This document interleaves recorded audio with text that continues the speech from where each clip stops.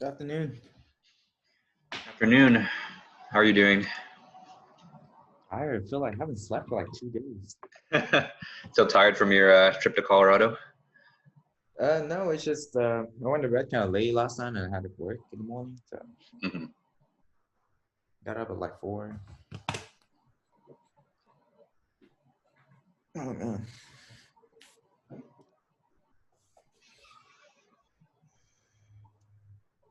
There's no length requirement for the paper, right? That's due on Sunday. No. Yeah. So there's no length requirements. So as long as you have all the sections in the rubric, Okay. and you give enough detail on that, then that's good enough for me. Okay.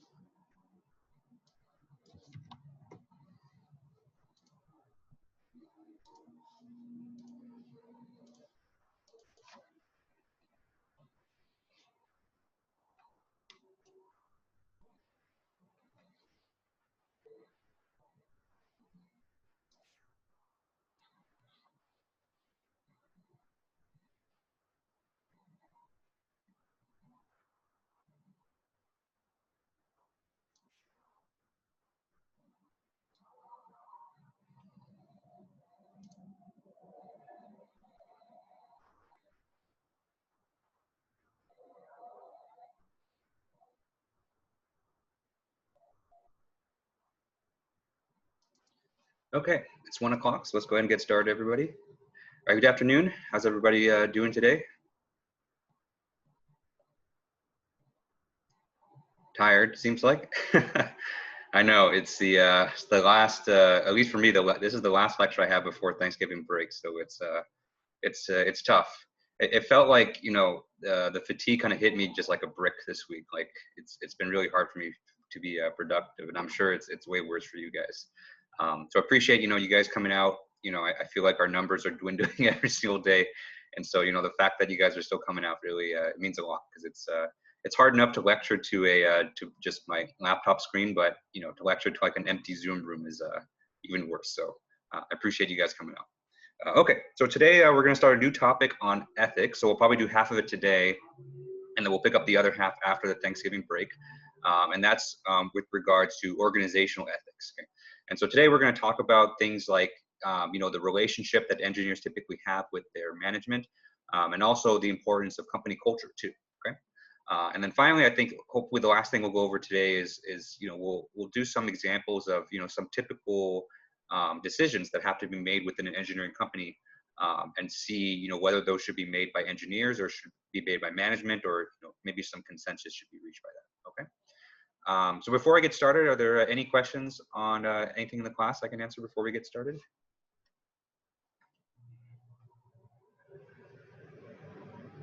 Okay. So let's go ahead and get rolling. Right. So the topic for today, so now that we've already kind of moved on from safety and risk, you know, we're going to start talking about other aspects of engineering ethics. So today, you know, we're going to start something that's interesting called organizational ethics. Okay.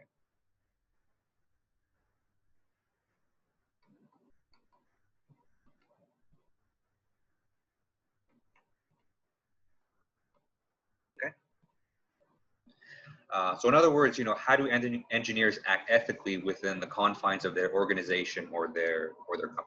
Okay. Okay. And so, you know, as this class has hopefully made you very much aware, engineers, they usually don't work on their own. So engineers usually perform their work within an organization or a company.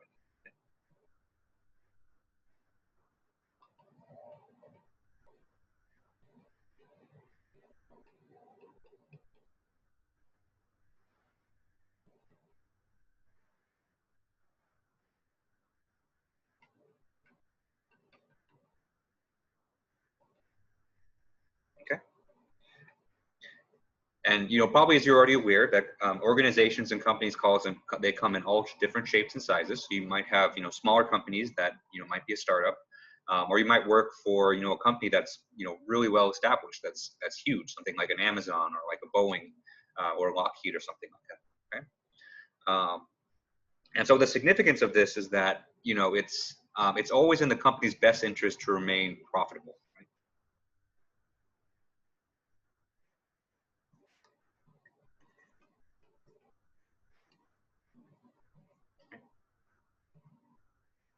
And so we've seen this already, you know, with the economics portion of the class, right? And so, you know, what hopefully you know, what you guys got from the economics portion is that, you know, when you're managing an engineering project and you're deciding, you know, what materials to buy, what machine to buy, you know, you have to do it, you know, not just based on the technical specs, but, you know, what's needed for this project, and, you know, what's the most economically efficient route to go. Okay. And so to help you with this, you know, even though you guys are learning some economics right now, you know, the company also employs a lot of other, you know, people to help with this. Okay. And, you know, just for the sake of today, I know a company is a very large, complex, you know, there's lots of different roles and people that we made there. But today we're specifically going to be talking about the difference, or at least the relationship between engineers and their management. Okay?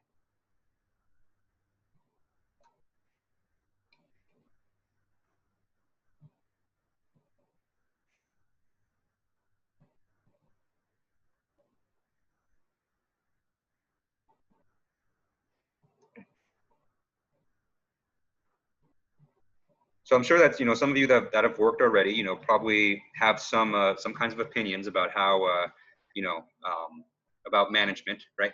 And usually it's colored by, you know, your own personal experiences with this. So one thing I want to start off today is that, you know, in most situations, in the best situations, this relationship between engineers and management is not really it shouldn't be an adversarial one. So it shouldn't be, you guys are fighting all the time. Of course, like what we'll talk about today, you guys will have different training and different goals that you want to satisfy.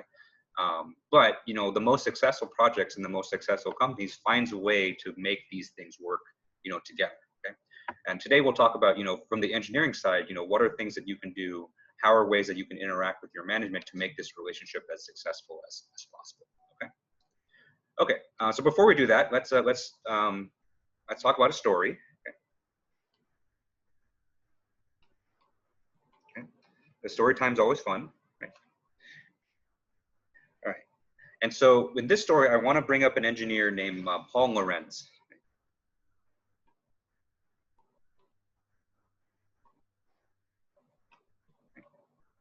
Oh, question? Okay, so Paul Lorenz, he was an engineer back in the 70s, right? And he worked for a company called Martin Marietta.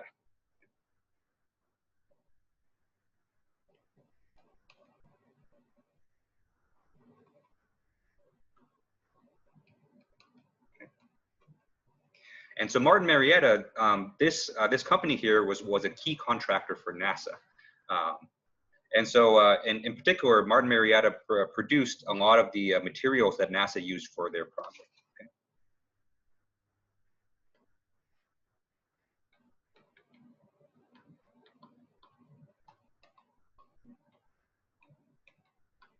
Okay. And so basically, NASA hired this company to provide, the materials that they need for, space exploration or whatever the heck they were doing. Okay. But what happened in 1975?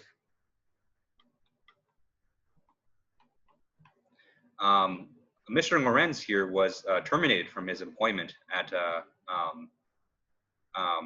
Martin Marietta. Okay.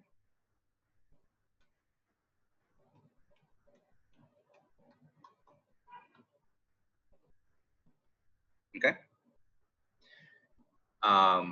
And so that kind of begs the question of, why was Mr. Lorenz laid off from Martin Marietta? So what Mr. Lorenz felt was that, in this kind of relationship between Martin Marietta and NASA, he felt that his company, Martin Marietta, was not being totally honest with NASA about the quality of their materials. So in other words, he felt that his company was outright lying to NASA about, their quality. So NASA was expecting, the quality of the materials to be a certain grade.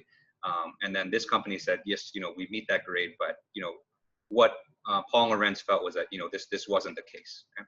And so because of this, Mr. Lorenz felt he, filed a complaint with this company.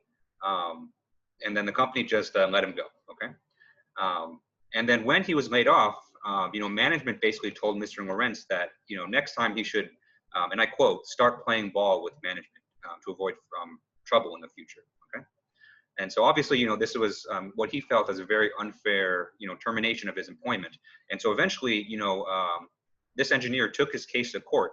And in 1992, and take note of that year, is it 17 years later? So it's, way far in the future. So he's probably moved on with his life.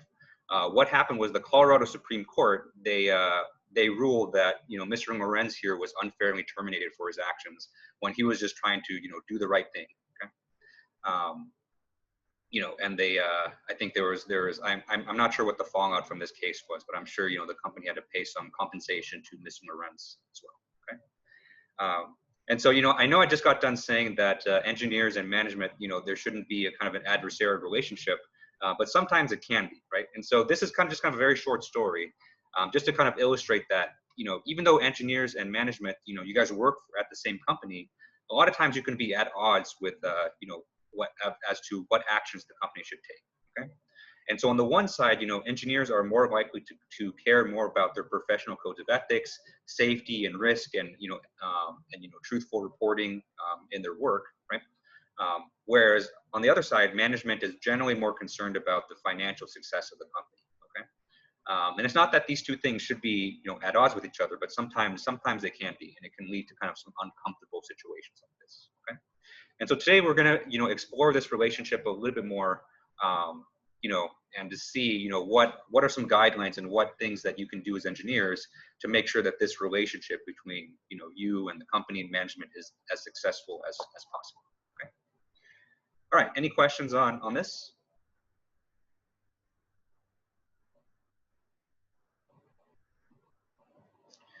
Okay. All right. So let's start talking about engineers and management.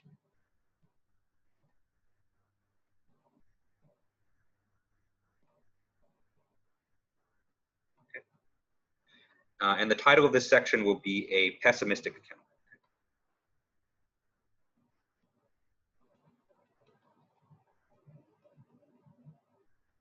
Right?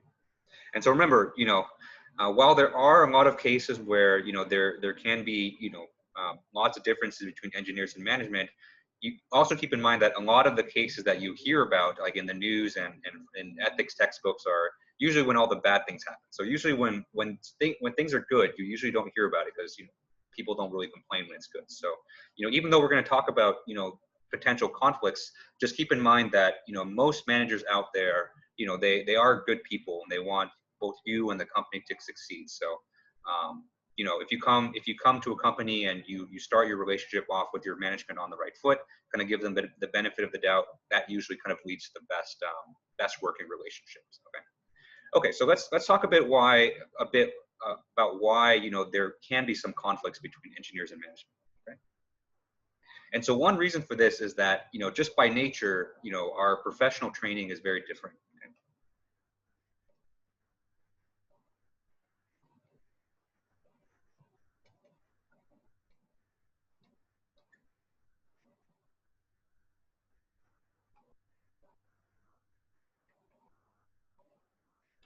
Okay. And so, if you kind of remember from earlier in this semester when James came to talk, right? So James comes from, his background is totally in business, but he works on kind of an engineering product. But he employs engineers to kind of do that kind of technical work for him, right? And so, what he mentioned was that sometimes it can be difficult just to kind of come to some common ground for communication. Right? And that's where it kind of gets that's the part where it's really difficult, is in just, communicating different challenges and different issues to each other. Okay.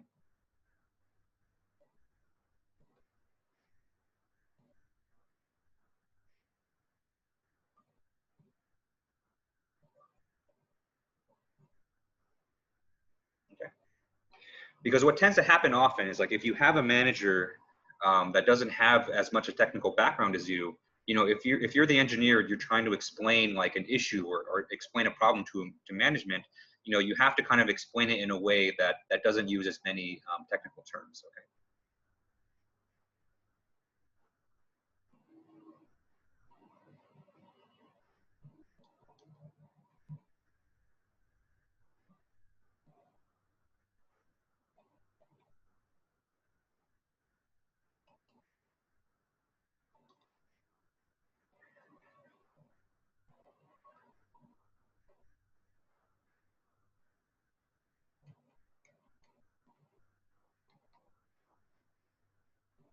Okay.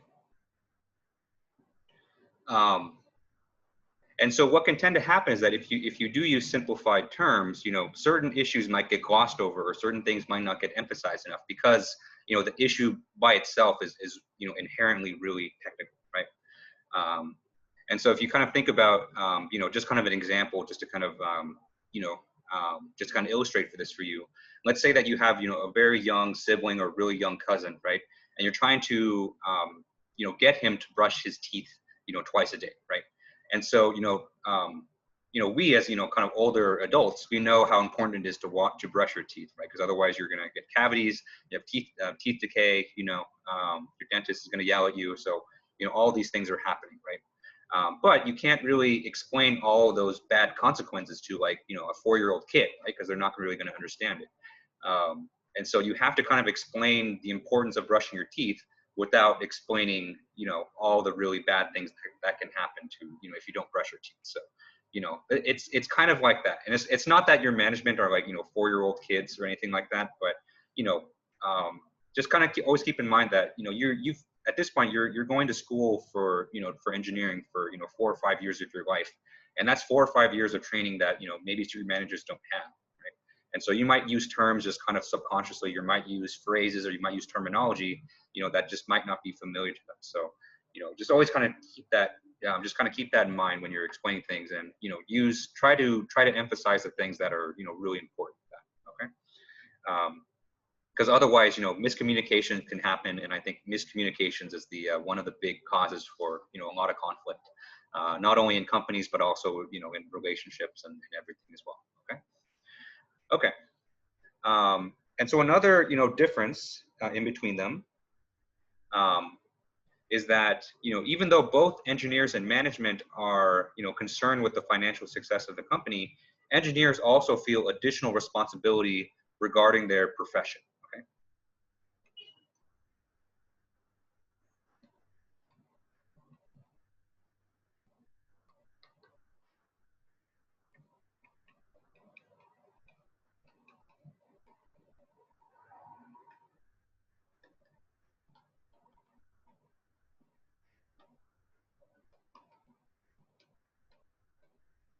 Okay.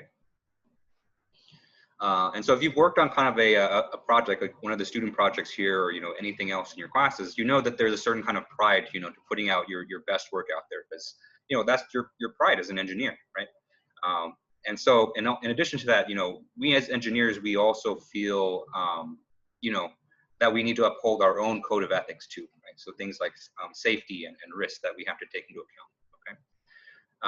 But on the other side, management, they tend to have a broader perspective, okay?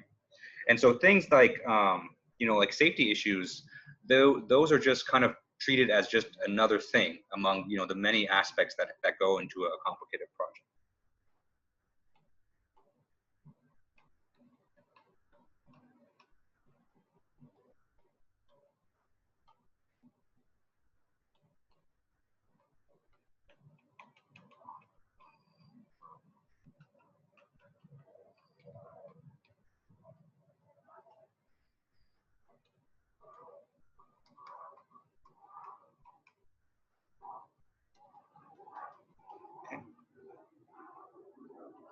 Um, and so, while you might see, like, if there's a safety issue in the product that you're working on, you might see something that might be something that you see as ethically or morally wrong. But a management might think of it more in terms of, revenues and losses, okay? And so even though it could be the same issue, it could be just kind of framed differently depending on the perspective of the people involved, okay? Okay, and so with that, I'd also want to mention that, while engineers also have a professional responsibility, to their own codes of ethics and their profession, management typically feels a lot more responsibility just towards the company. So they're likely to make decisions that favor the company more over, maybe some other goals. Okay. Okay. Any questions on this?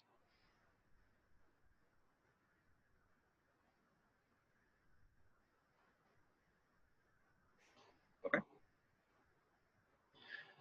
Okay. So in particular, large companies typically place a premium on this idea called functional rationality.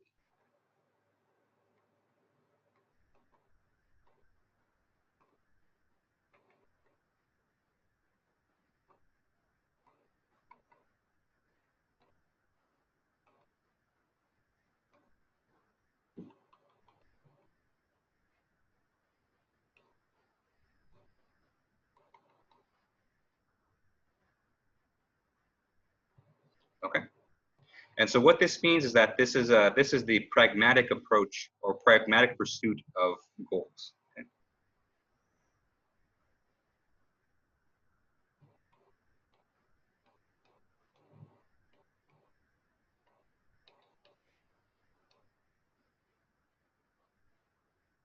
Okay. And by goals, usually I mean financial goals. Okay. Right. And so this kind of mindset where you just take a pragmatic approach to it, this might not be, perfectly consistent with our, our professional standards or moral commitments. Okay. And so kind of keep that in mind. So, it's when companies say that, we want to be rational, we want to be pragmatic, that not every issue can be tackled with that kind of mindset, especially when you're talking about things like safety and risk. Okay. Okay. Okay. And so with that, I do want to toss a question to you guys. Okay. And so let me give you guys a scenario. And so let's say that you're working on a product for your company, but then sometime late in the process, you discover a design.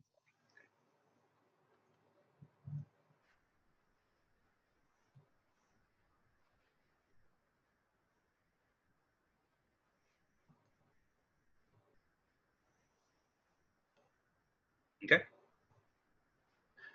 And so you want to address this, before the product makes it to market. Okay. But if you do take the time to address this and fix it, it would push back the release of the product by a couple weeks. Okay.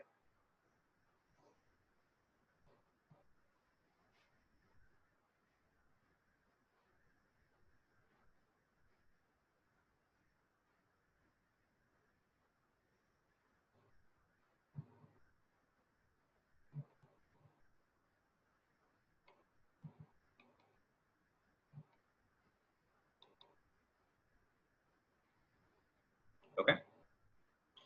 And so what I want to ask you guys is, how would you present this issue to your manager?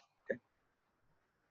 Or how would you approach your manager, and how would you communicate to him and kind of convince him to kind of push the date back, a couple weeks? Okay.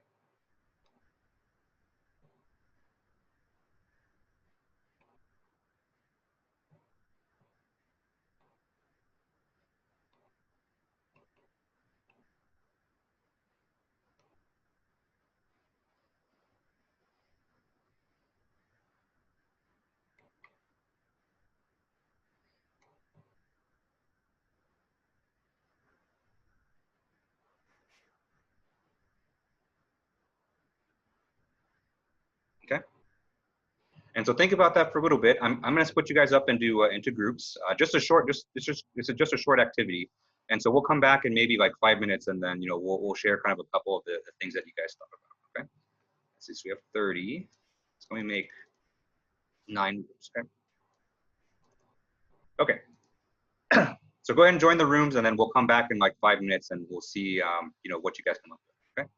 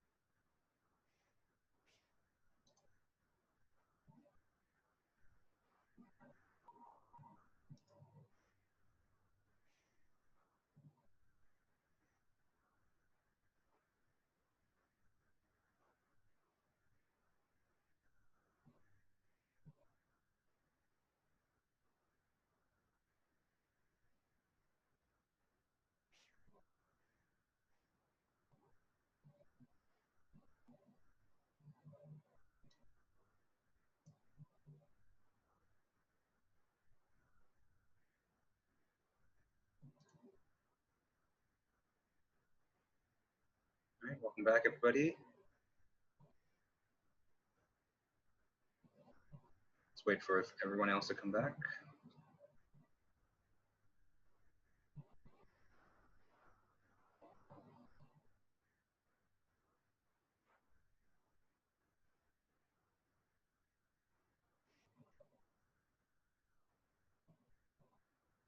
Okay. All right, welcome back, everybody. So how was your guys' discussion? So who does anyone want to share, what they came up with for how they would communicate this issue to their management?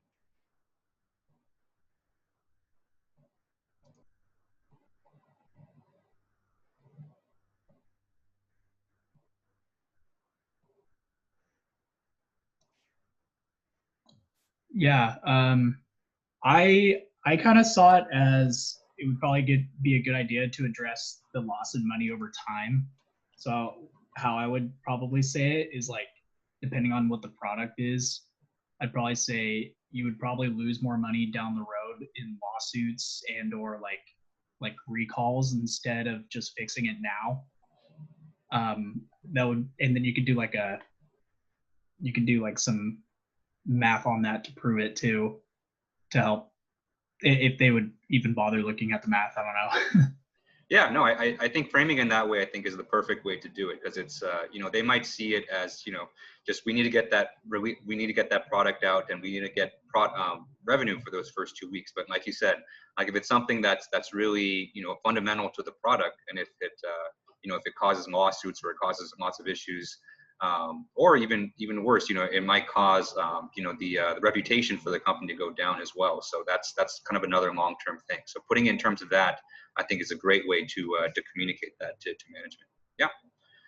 All right. So that's so that's good. So always kind of keep that in mind. That's when you're talking to management or just kind of company, putting it in terms of finances, and I think will kind of help get your conversation off on the right foot, right? Because I think what can tend to happen sometimes is that for people who don't really understand kind of the technical details, they might think that engineers are kind of tinkering around with stuff just for the sake of doing that, right? And so to communicate it that way, and to kind of just to say that this is what I think is going to be what for the long-term financial health of the company, I think that kind of gets your conversation off on the right. Okay. And thankfully, nowadays, a lot of the management that you see in engineering companies are, they are trained as engineers themselves, right? And so, actually, a lot of you guys probably will eventually get to the point where you're managing an engineering team as well. Okay. And so that's good, because, if your managers can understand the technical issues, then that helps a lot, just so that they can kind of be a bridge in between, the engineering side of things and then kind of the business side of things. And, taking a lot of what you learned in this class and applying it to that, I think will be good. Okay. And so the next thing I want to move on to is company culture.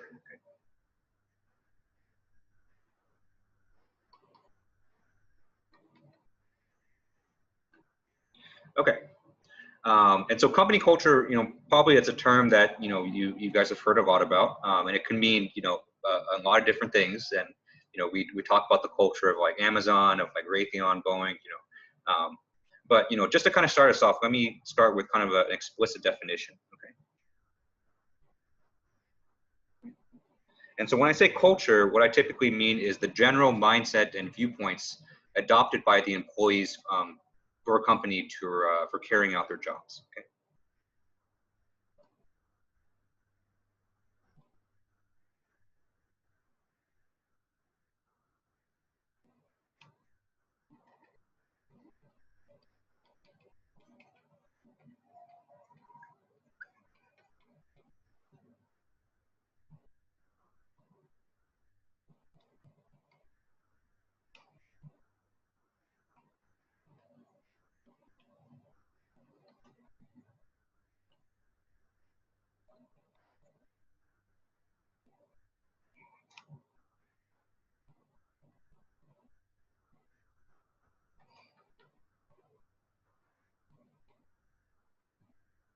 Okay.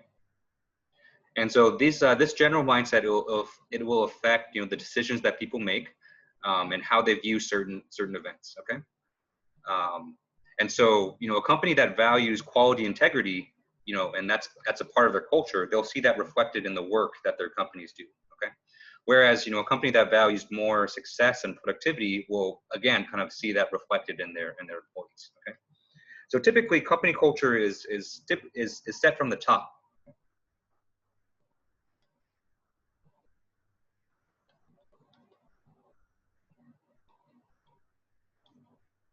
Okay. And so by top, I mean like the high-level managers, chief executives, directors, someone with, a lot of power in the companies. Okay? And so their viewpoints and how the company should be run usually get reflected into, their culture.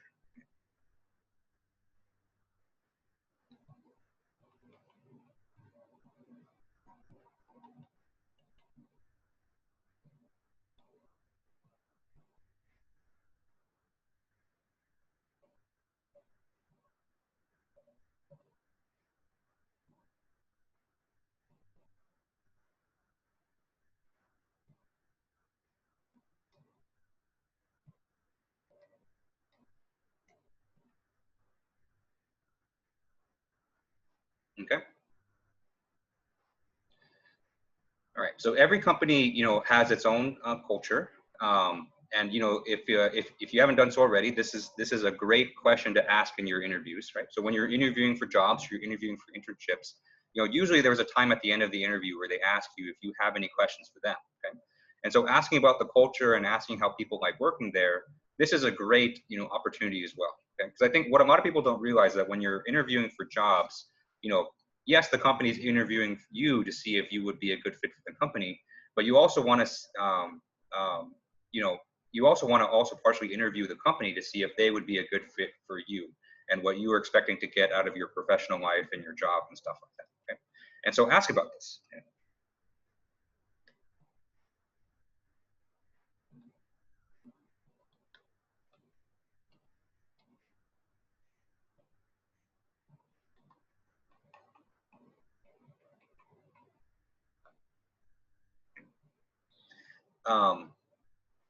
Because a lot of times when we look at a job, we typically just kind of just see the number at the bottom for how much we get paid. But part of it also is your job, you're going to spend the majority of your week there, right? And so typically you're going to be working 40 hours a week. Nowadays it kind of seems like more people are working more and more. So you want to at least not hate going to work, right? No matter how much you get paid, if you hate it every day, then that's kind of a difficult thing to do. Okay?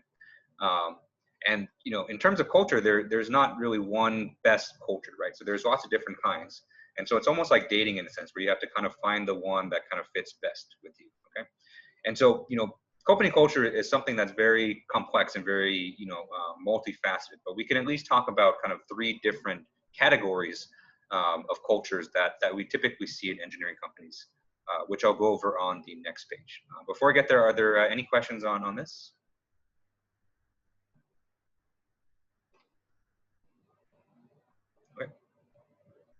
Okay, and so let's talk about just some examples for kind of templates for cultures that you might see out in the engineering world. Okay? And so the first culture that I'll talk about are companies that are engineering oriented.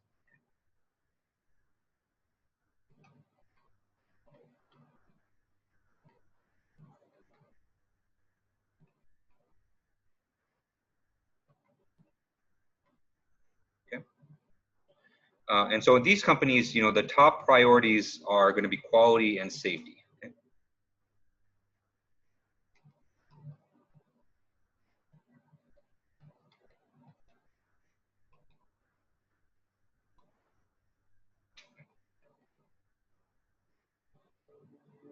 And just kind of based on our discussions before, these are kind of 2 very engineering centric considerations. Okay. And so these companies, what they'll typically say is that their reputation as a company is very important to them.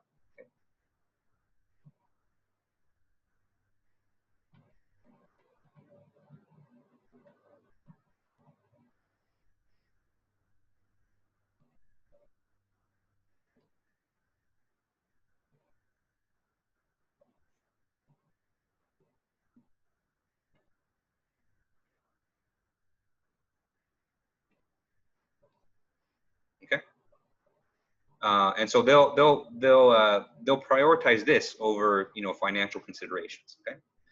And so engineers at these companies typically report that their relationship with management is usually a happy one, and that consensus is valued.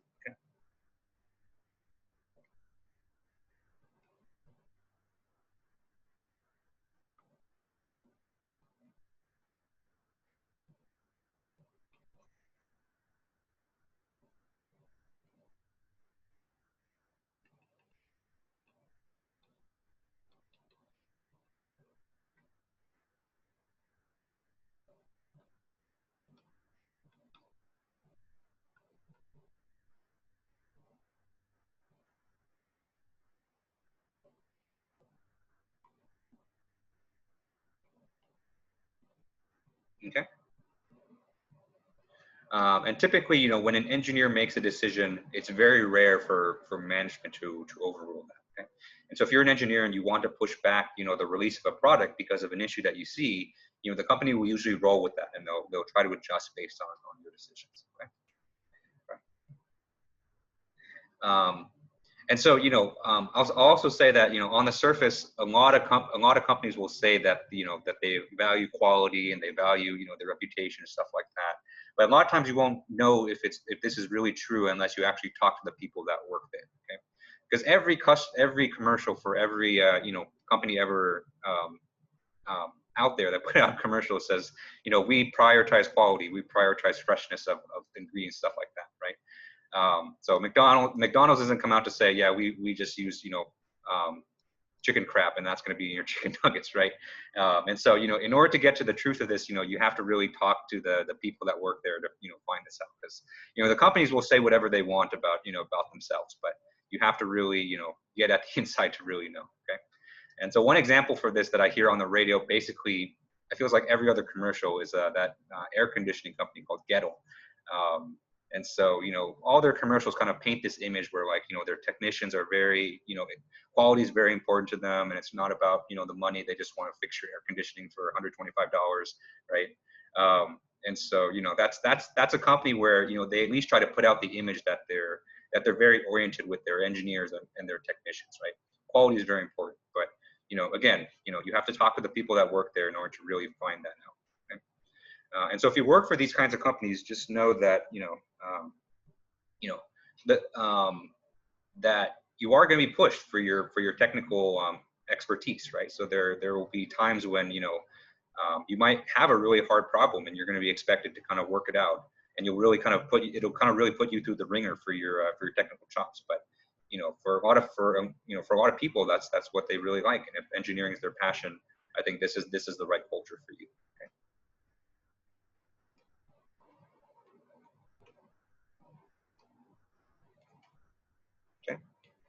And so the second category of culture that we'll go over is customer-oriented companies. Okay?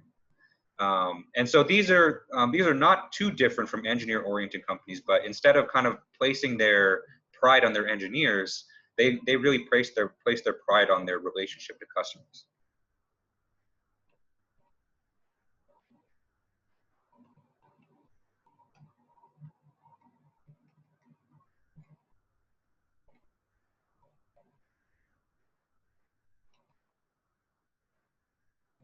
Okay. And so because of this, I say it's not that different from engineering-oriented companies, because, you know, in order to maintain like a good relationship with, like, you know, a vendor or a customer, you have to consistently put out, you know, quality work, right? And so that requires that, you know, you have good quality checks, you know, and all that stuff. Okay. But in these companies, there's typically a little bit more separation between engineers and management.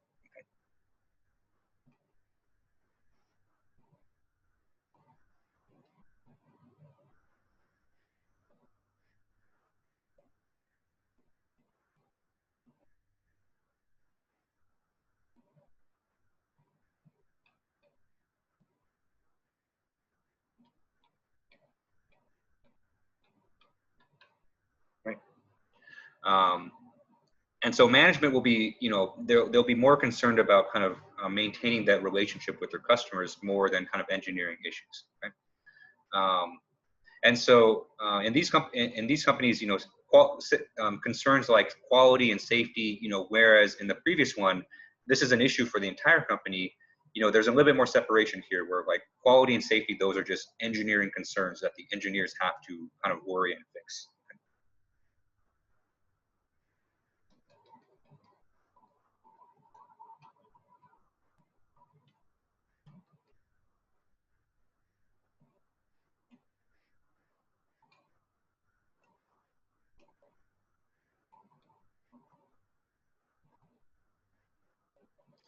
Okay.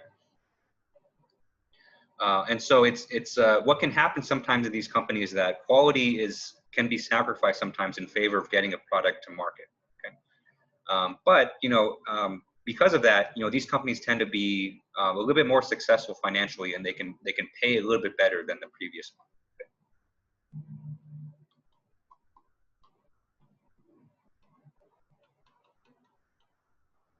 Okay. All right. So that's the second culture. So are there any questions on this so far?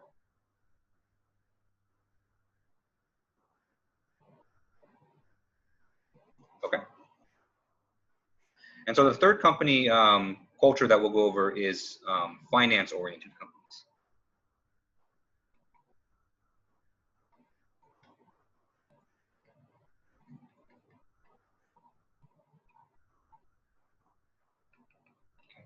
And so you can kind of almost see this as kind of the opposite end of the spectrum from the engineer-oriented companies. Okay? So these companies value profits and market success above all else.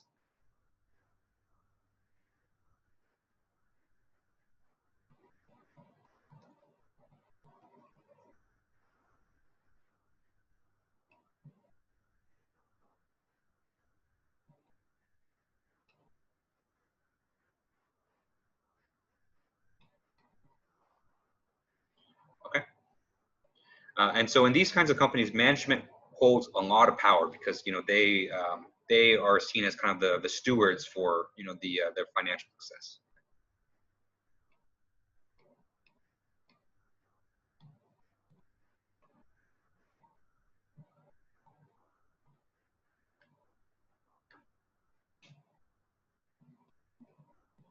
Okay.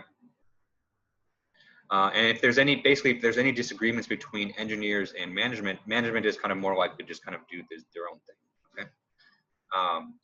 But since these companies they focus so much on profits and market success, the pay tends to be the best at these companies.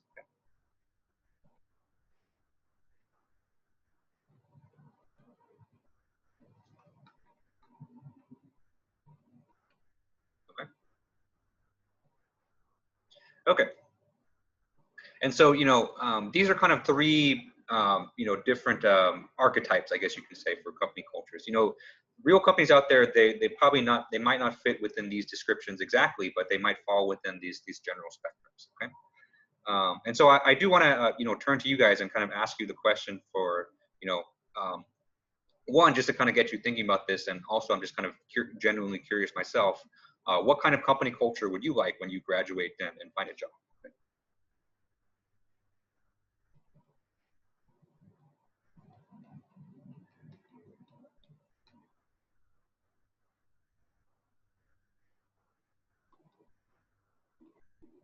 Okay. And so I'll go ahead and open the floor. So anyone that wants to say anything, just go ahead.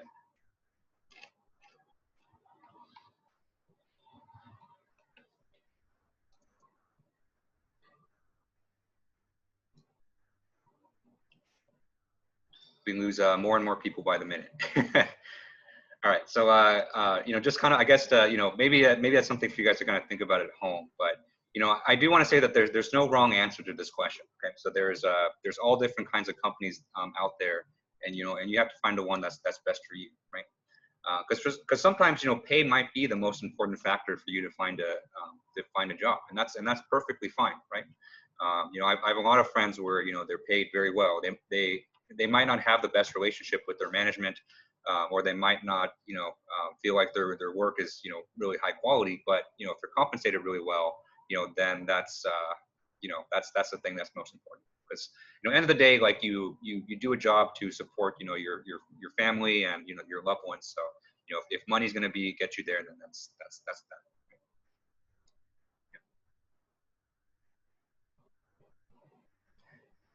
Yeah. Great discussions. Yeah.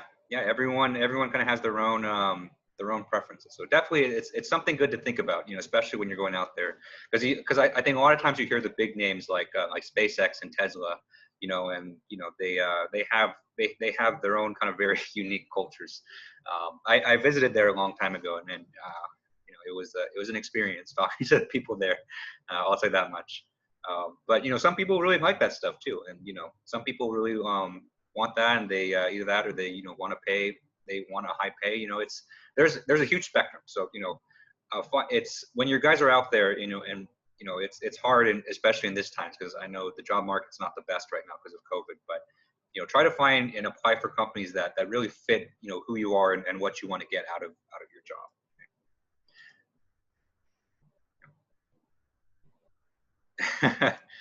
Yeah. Okay. So that's company culture. Okay.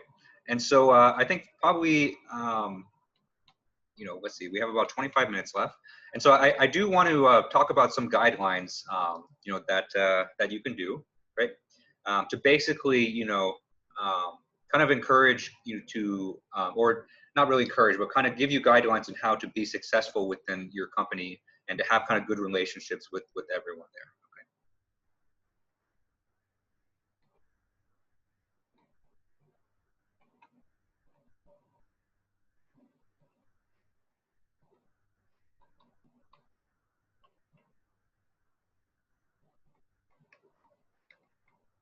Okay.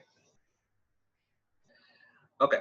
And so these are just basic guidelines on how to act ethically within a company, and to minimize harm for yourself. Okay. Okay. So number one. Number one is don't be afraid to report bad news. Okay.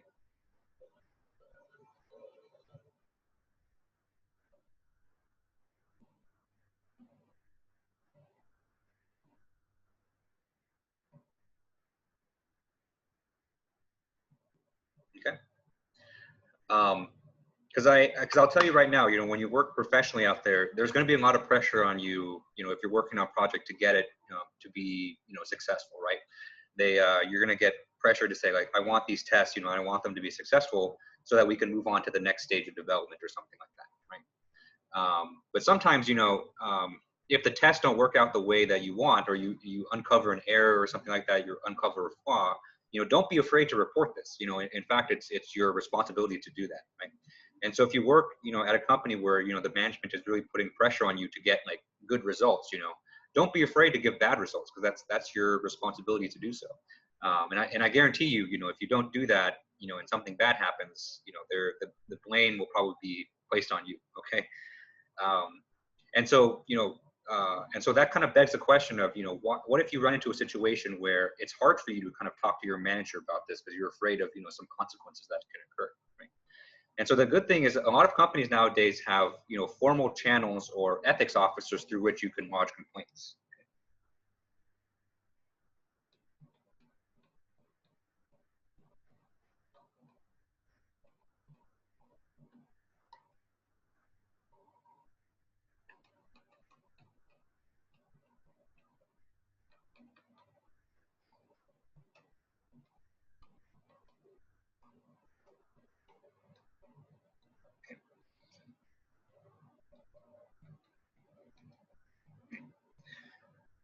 And so if you see something that's that might be unethical, or you're afraid to talk to your manager about something, about an issue, you can, there's usually formal channels within the company to for you to make use of, right?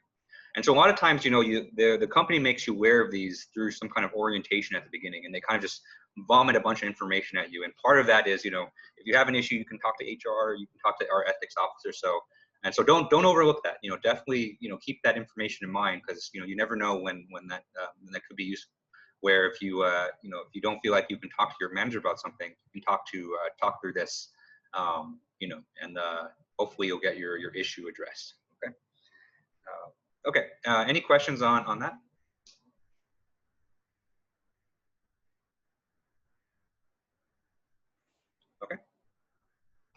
Right. So number two. And so number two guideline is to adopt a stance of critical loyalty. Critical loyalty.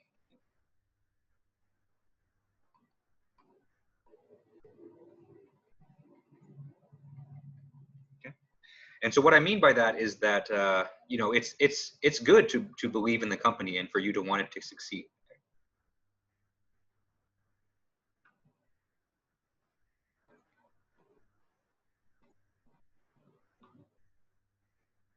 Right.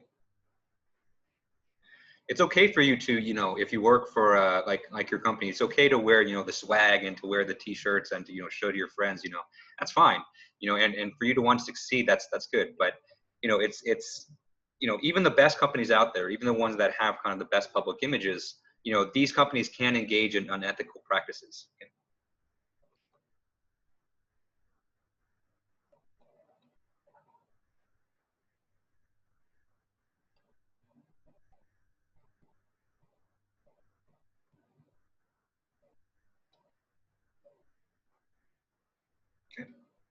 And so in these situations, it's always important to kind of keep a critical eye out for those things and to make sure that you don't participate in those kinds of you know, activities, okay? Especially ones that go against your own personal, you know, codes of ethics and your own personal morals. Okay. Okay. And number three is kind of good life advice in general. So when you're offering criticism or suggestions, focus on issues rather than personalities.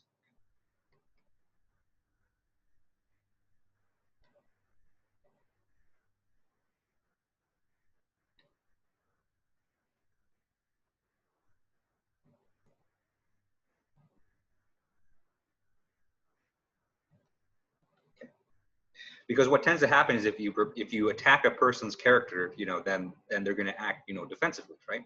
And you're going to end up with an emotional argument that's neither productive nor pleasant. Okay, and so when you do bring up an issue or you do, you know, want to suggest something for improvement, focus on just the issues at hand, not the people that are involved. Okay, and I guarantee you, you know, don't just apply that to your work. If you apply that to just in general, that kind of helps with a lot of things. Okay, number four. And so number four is an important one. So whenever you do make suggestions or criticisms, keep a written record.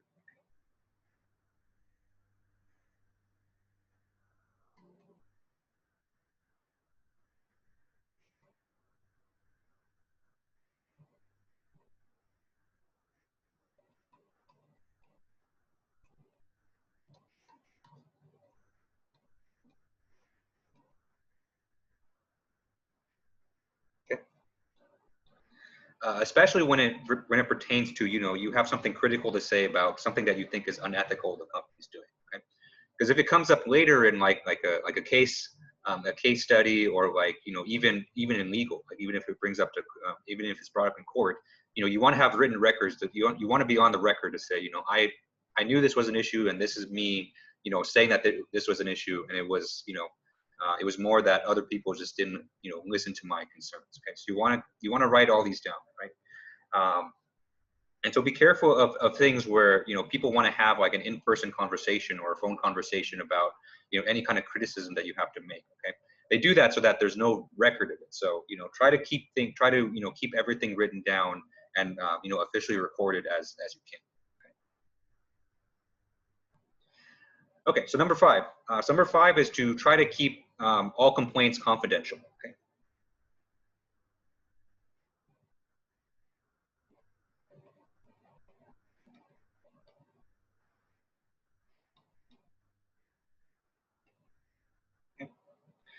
Or in other words, you know, if you have an issue, you know, try only to inform the people that need to be informed. Okay. And so this is mostly just to protect yourself and to protect the company, because sometimes, you know, you try to keep your issues in house and try to deal with it in house as much as you can, you know, without trying to get, you know, more and more people involved. Okay. So number six, this is something, you know, to help protect yourself, is that if you do sense that it's you know, that you're not going to be able to find common ground within your company, try to find neutral outside parties to get involved if necessary.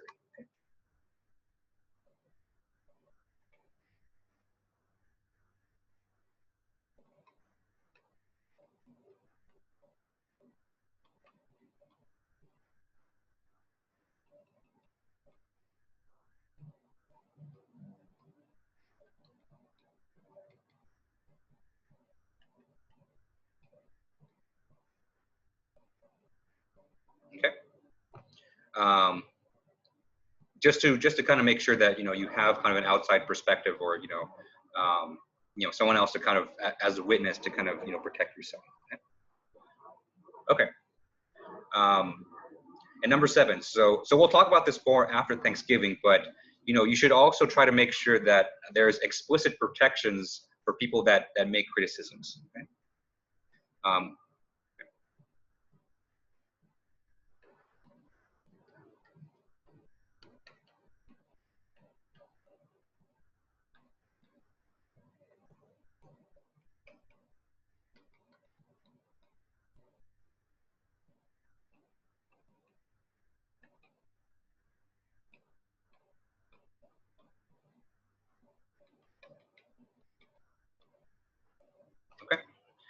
Because a legitimate fear that people have when they have something critical to say of the company is that the company might retaliate against them, right? So if we think about, what happened to Mr. Lorenz at the beginning of lecture today, he was retaliated against from his company, because he had something critical to say. Okay? So you want to make sure that you're aware of either, protections within the company or legal protections that you can take, in case you do have something bad to say about the company. Okay. And so number 8, this is an important one. So whenever you do have a dispute with your company, you want to make sure that these are handled and resolved as quickly as possible.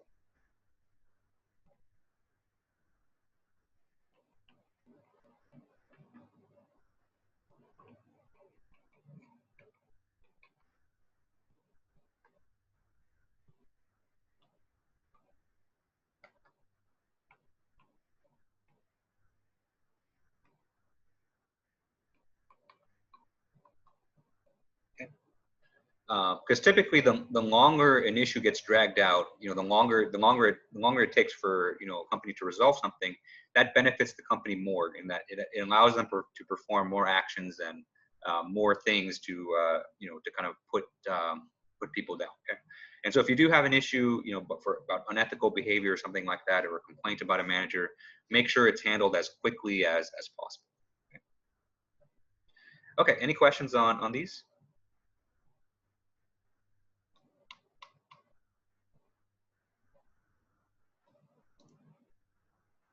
Okay. All right. So the last thing I want to go over is to talk about decision making.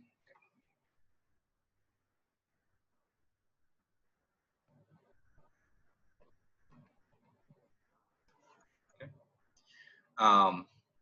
Because we've spent a lot of today talking about the different, or kind of the dichotomy between engineers and managers. Okay? As you can imagine, there's certain decisions that engineers should make, and there's certain decisions that managers can make. Okay? And so the question here is, how do we split up those responsibilities, and what decisions should be made by engineers, and which decisions should be made by management?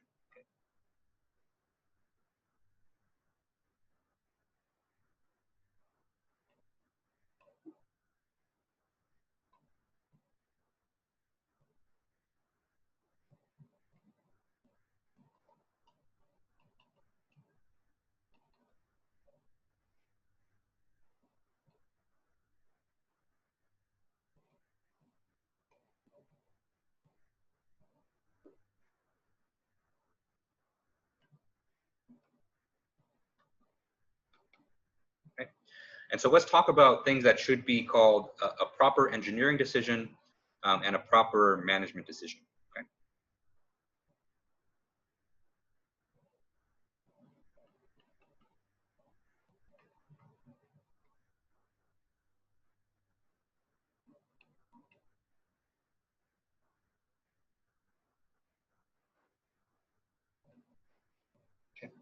And so we'll shorten this as PED. I know PED stands for performance enhancing drugs, but we're going to use it for something different here. Okay. And so a decision, a proper engineering decision, is one that involves either technical matters or falls within the ethical standards of engineering codes. Okay. And so this is ones that involve technical matters.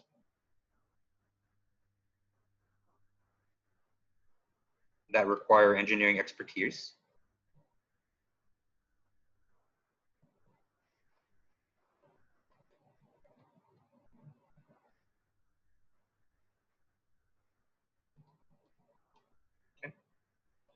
or B, issues that fall within the ethical standards of engineering codes.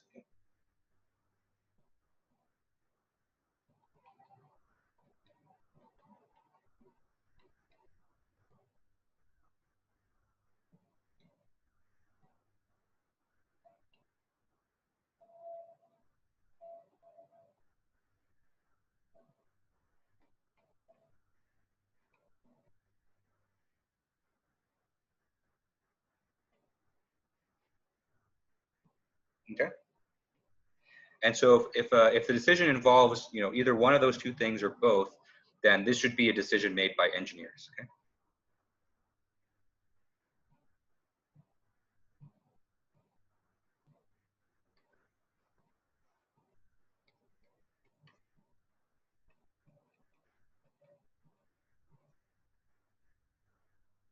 Okay. And so on the other side, we'll talk about decisions that should be made by managers or proper management decisions. Okay. Professor? Yep. Mm-hmm. Does that say engineering roads for B? Engineering codes. Sorry. Oh, codes. Sorry. Yes. Okay. Mm-hmm. All right. So proper management decisions should be ones that involve factors relating to the well-being of the organization. Okay.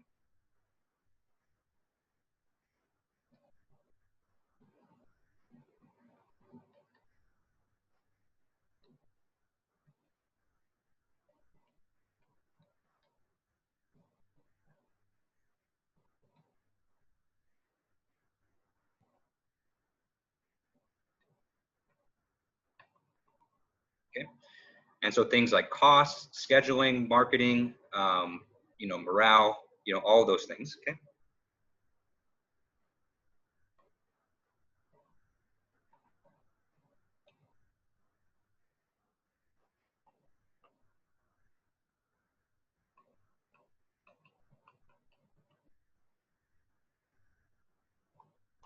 Okay. And so those kinds of decisions should be made by managers. Okay. And two, a proper management decision is one that does not force engineers to make compromises with their own standards. Okay.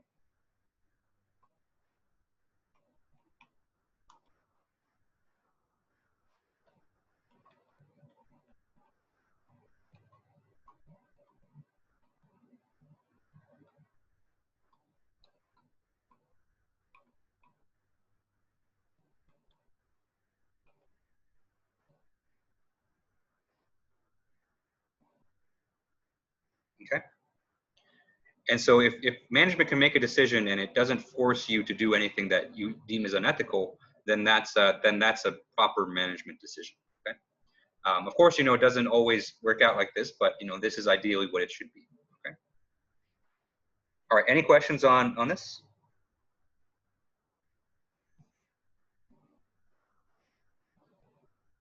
Okay.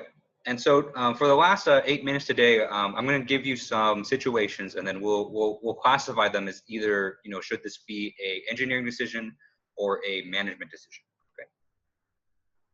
Okay. Okay. All right.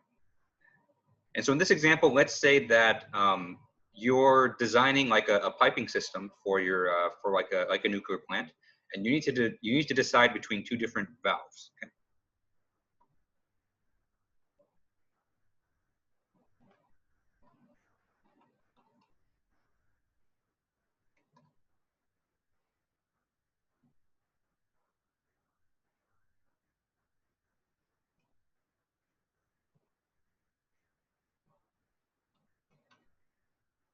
Okay. And then we'll call the first one valve A. Okay.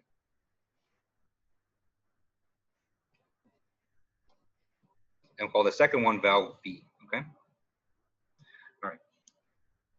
And so we're not going to talk about initial costs or maintenance or anything like that. We're done with that part in the class. Okay. So let's just talk about kind of the general qualities of these different valves. Okay. And so let's say that valve B is sold by a friend of your manager. Okay.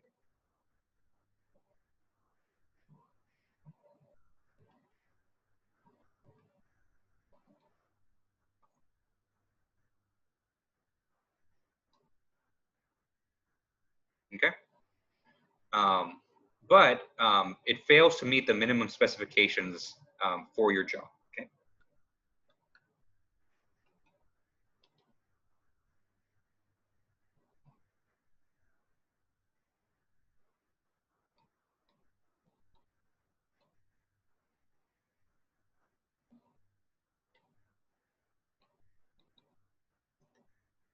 Okay. In fact, this valve has been responsible for several mishaps or several disasters in similar situations. Okay? And so let's say that the valve has a not so stellar safety record. Okay.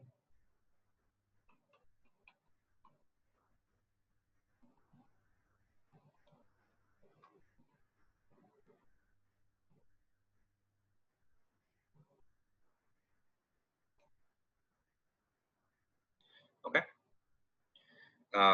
In contrast, valve A is state of the art, and it has, it not only meets your specifications, it exceeds them. Okay.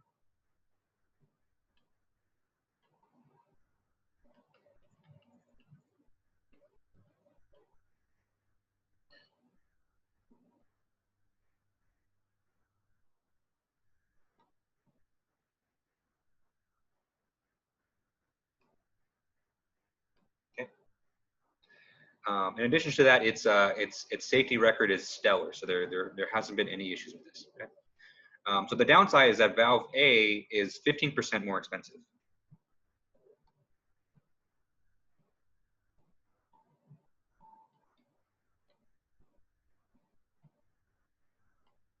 Right?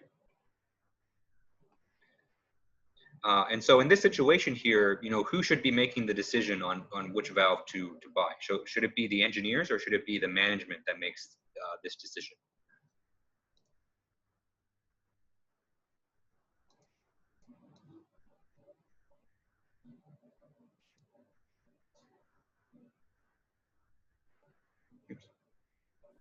Engineers? Yep, yep, definitely. So this is a safety concern, right? So valve B, it has a really bad safety record, and it doesn't even meet the minimum specifications for this job. So this is a technical issue, that requires engineering expertise. Not only that, it kind of puts you in a compromising position because it would violate our own codes of ethics, right? And so in this situation where there's significant concerns for safety and meeting minimum specs, the engineer should make the decision on which valve to get.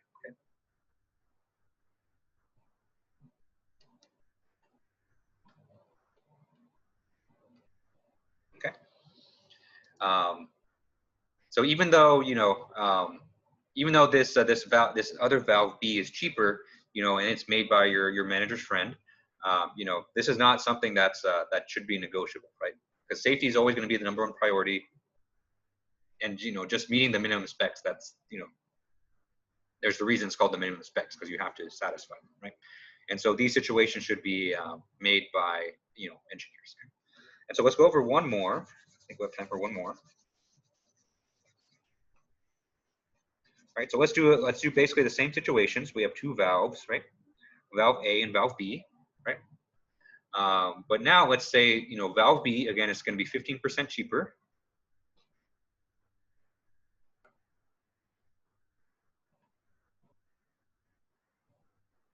Okay. And in terms of performance, A and B are roughly the same. So they both meet your specs, and they both have good enough safety records. Okay. And so the difference between A and B, besides the price, is that valve B is made by a potential customer for your company. Okay.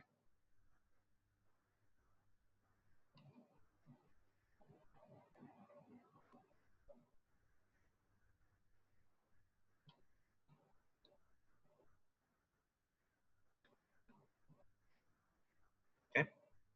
And so the idea is that if you buy this valve from this company, then then they might use your service as well. So kind of like a mutually beneficial relationship. Okay. Right. And so valve A is also produced by a potential customer. Okay.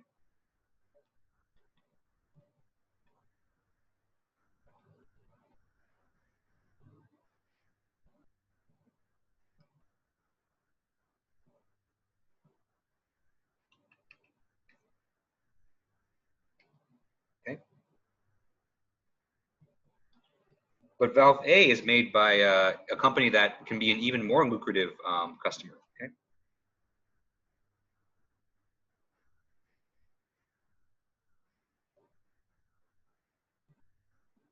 Okay. And so if your company enters into a relationship with valve A, that can mean even more, you know, money in the long run for your company, because this bigger company can buy more of your product. Okay.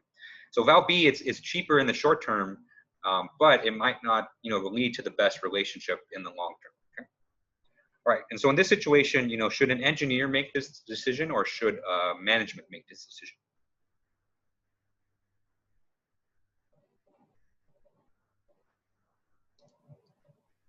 Management? Yep. Yep, this is a management decision. So in terms of engineering, you know, both the valves are basically the same. So they have the same safety features, the same performance. And so engineering wise, you know, we're ambivalent, you know, valve A and valve B will both work. But this is something this is an issue that has to do with kind of the long-term, you know, success of the company in terms of, you know, what relationships do they form, and, you know, what their long-term finances look like. Okay.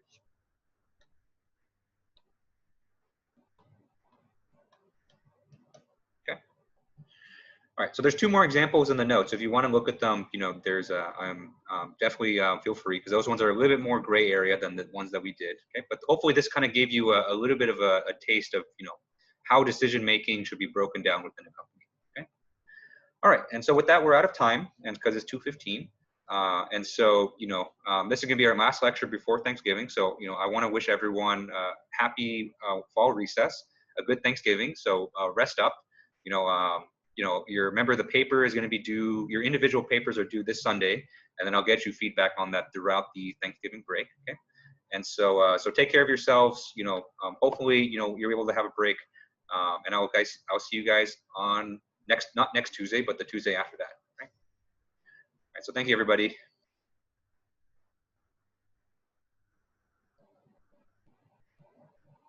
Thanks, guys. Have a good break.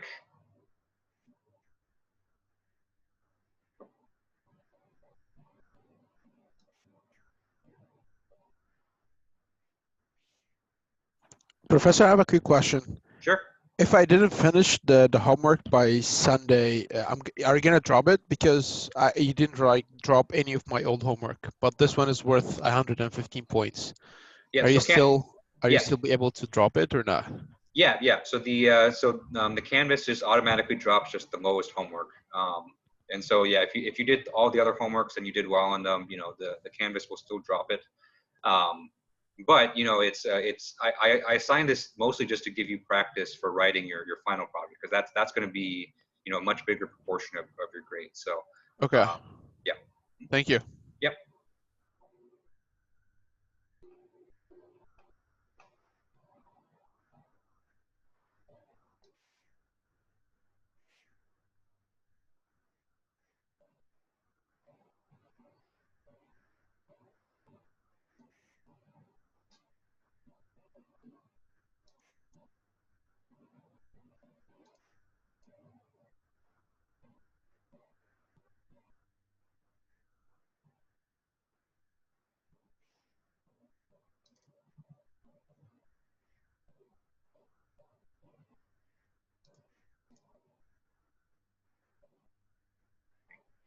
Did you guys have any more questions before I close the session?